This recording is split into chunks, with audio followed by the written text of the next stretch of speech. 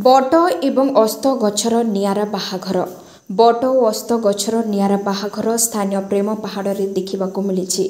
मानव समाज रे बाहाघर एक प्रकार भगवान वरदान बोली कहले भूल हब नहीं।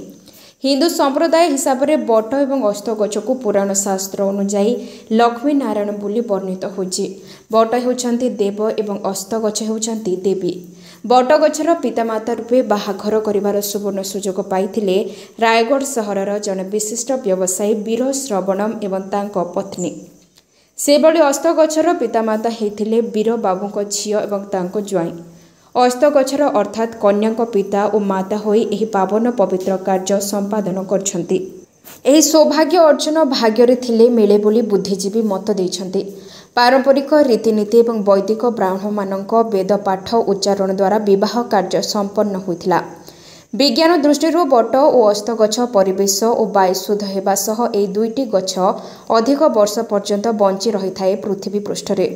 शास्त्र मतरे मनिषर जन्म जीवन शेष पर्यंत समस्त कार्य दुई गछर पत्र अत्यंत जरूरी। मानव समाज पाई वरदान बट एवं अस्त गछ। ए बाहाघर मानव जाति को एही शिक्षा समाज को दिए जे गछ आम पाई निहाती जरूरी एवं गछ हेउचंती आंभ मानकु पालन करुथिबा बापा एवं माँ। गछ को देव और देवता तुल्य सम्मान देवा और समस्ते गोटे गोटे गछ लगाइबा परिवेश द्वारा सुरक्षा आमरी रक्षा। बाहाघर अपराह्न 12:30 समय होम यज्ञ सह 2:10 समय हस्त गंठी एवं परे परे शुभ विवाह संपन्न होइतिला। कार्यक्रम रे वर्कर्स क्लबर समस्त सदस्य और सदस्या अनेक राजनैतिक दलर नेता और कर्मी बुद्धिजीवी और स्थानीय जनसाधारण भारी उत्साहर सह बहु संख्यारे जोग देथिले।